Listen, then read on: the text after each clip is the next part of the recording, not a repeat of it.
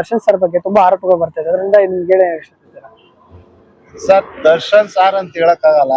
ಯಾಕೆಂದ್ರೆ ಅವರು ಅಪರಾಧಿ ಅಂತ ನಿಂತಿದ್ದಾರೆ ಸ್ಟೇಷನ್. ಹೌದು ಸರ್.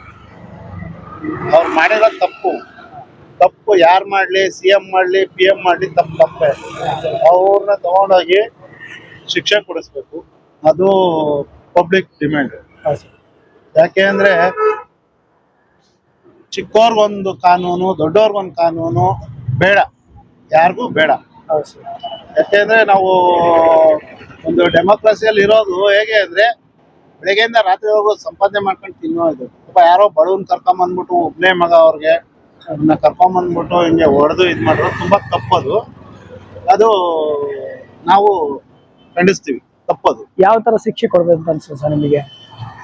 ಸರ್, ಯಾವ ತರ ಶಿಕ್ಷೆ ಅಂತ ಸರ್ಕಾರದಲ್ಲಿ ಏನಿದೆಯೋ, ಕಾನೂನು ಏನಿದೆಯೋ ಕೋರ್ಟ್ ಪ್ರಕಾರ ಆ ತರ ಶಿಕ್ಷೆ